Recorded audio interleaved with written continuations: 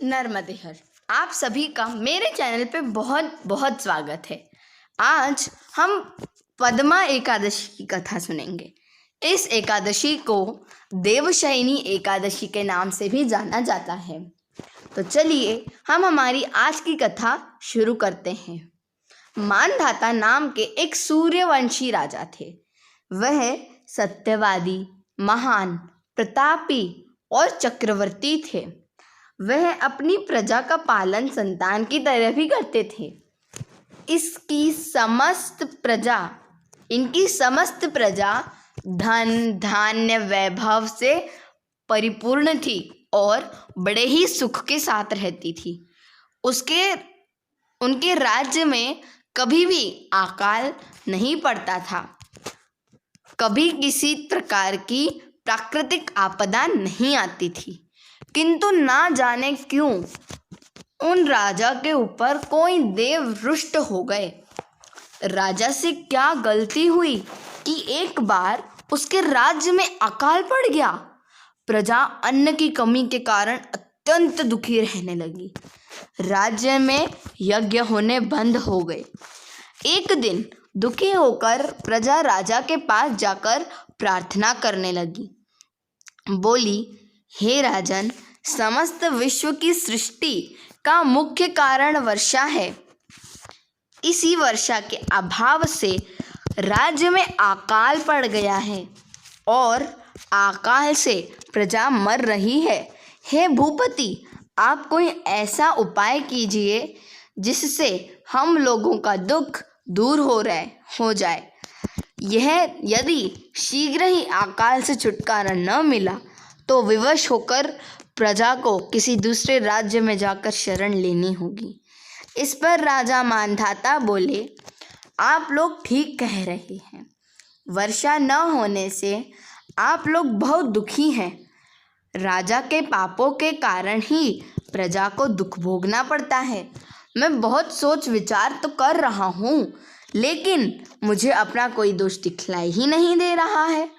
लेकिन आप लोग दुखी ना हो, मैं आपके दुख को दूर करने के लिए बहुत यत्न कर रहा हूँ। मैं इसका कुछ ना कुछ उपाय अवश्य ही निकाल ही लूँगा। आश्वासन पाकर प्रजाजन चले गए। राजा मानधाता भगवान की पूजा कर कुछ मुख्य व्यक्तियों के साथ लेकर वन को चले गए। वहाँ वह ऋषियों के आश्रम में घूमते घूमते अंत में ब्रह्मा के पुत्र ऋषि अंगिरा के आश्रम में पहुँचे।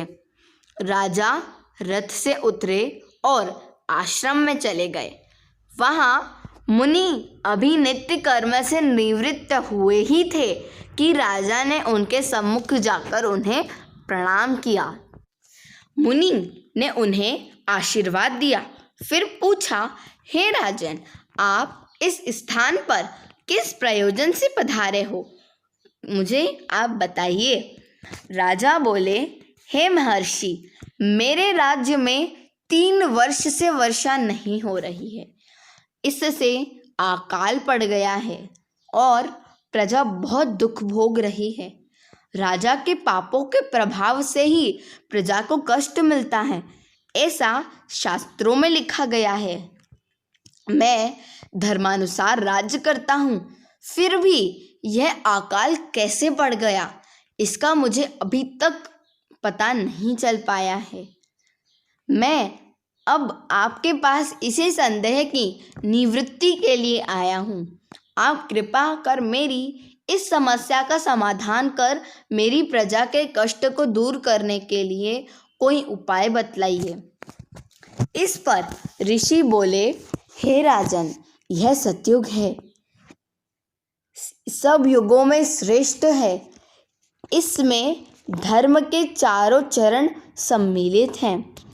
इस युग में केवल ब्राह्मणों को ही तपस्या करने तथा वेद पढ़ने का अधिकार है, परंतु आपके राज्य में एक शूद्र तपस्या कर रहा है। इसी दोष के कारण आपके राज्य में वर्षा नहीं हो रही है। इसी कारणवश देव रुष्ट हो गए हैं।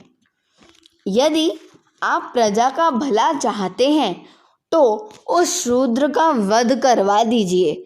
जब तक ऐसा नहीं करेंगे तब तक आपके राज्य में अकाल की पीड़ा चलती रहेगी। इस पर राजा बोले, हे मुनीश्वर, मैं उस निरपराध तपस्या करने वाले शूद्र को नहीं मार सकता हूँ। किसी निर्दोष को मनुष्य हत्या देना मेरे नियमों के विरुद्ध है और मेरी आत्मा इसे किसी भी सूरत, किसी भी शक्ल में स्वीकार नहीं करेगी। आप इस दोष से छूटने का कोई दूसरा उपाय बतलाइए। तब ऋषि बोले, हे राजन, यदि तुम ऐसा ही चाहते हो तो आषाढ़ मास की शुक्ल पक्ष की पद्मा एकादशी का विधि विधान पूर्वक व्रत करो। इस व्रत के प्रभाव से तुम्हारे राज्य में वर्षा होगी। तुम्हारे राज्य में पूर्व की भांति सुख आएगा, क्योंकि इस एकादशी का व्रत सिद्धियों को देने वाला और उपद्रवों को शांत करने वाला है। मुनि के इन वचनों को सुनकर राजा अपने नगर को वापस आया और विधि विधान पूर्वक पद्मा एकादशी का व्रत करा। उस व्रत के प्रभाव से राजा के राज्य में वर्षा हुई और मनुष्यों को सुख पहुंचा। इस एकादशी को देवशयनी एकादशी भी कहते हैं। इस व्रत के करने से विष्णु भगवान प्रसन्न होते हैं। अतः मोक्ष की इच्छा रखने वाले मनुष्यों को एकादशी का व्रत अवश्य करना चाहिए। चातुर्मास्य। तो हमारी आज की कथा यहीं समाप्त होती है। अगर आपको मेरी आज की वीडियो अच्छी लगी हो तो इसे प्लीज़ लाइक, शेयर और मेरे चैनल को सब्सक्राइब ज़रूर कर दीजिएगा। धन्यवाद। नर्मदे हर।